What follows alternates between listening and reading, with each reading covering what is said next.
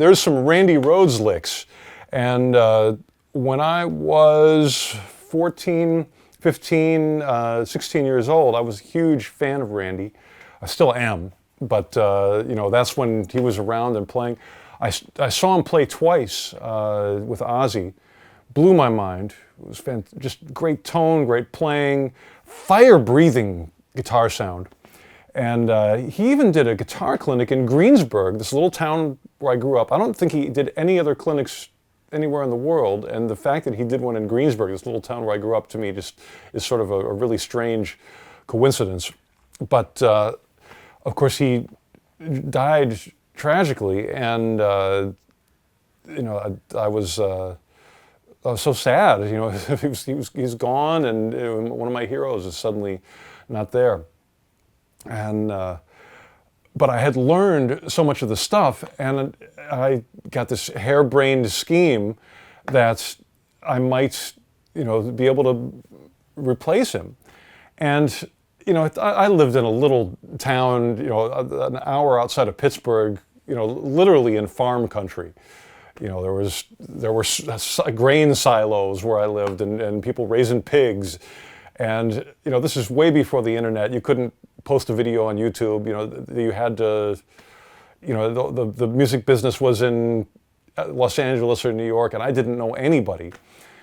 And but I thought, man, if I don't try, it's always gonna bug me. I always think, like, what if, you know, what if I had, you know.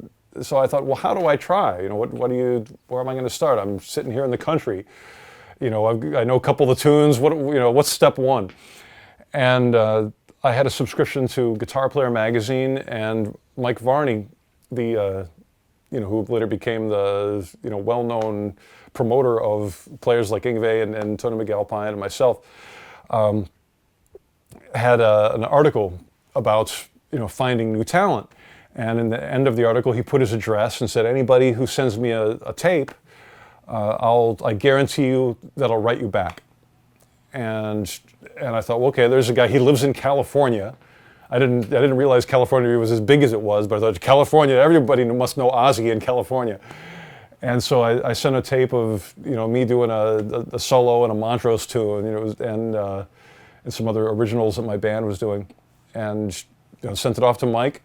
And it, you know, took 3 days. It was this, I don't know if even FedEx even existed then. You know, you had to wait 3 days for the tape to get out there. And Mike called me the day he got it. And you know, the phone rang. I picked it up, and hey, is Paul there? You know, this is Mike Varney. And that was so exciting. That was one of the most exciting days of my life. Was, you know, this guy from California. I don't think that, you know, I'd ever talk to anybody in California. This is a guy with a record label, and I had no concept of the difference between an indie record label and a major label. It was just like, it's a record. And he called me up, and I must have neglected to put my age in the letter that I sent. And so I think he just assumed that I was like of, you know, old enough to be in a band, or, you know.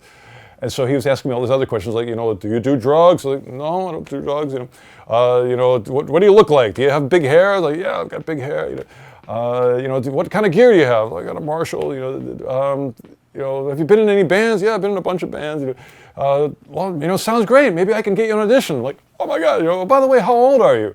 Oh, I'm 15. You know, oh, you know, and I said, I don't think Ozzy wants to have a 15-year-old in the band.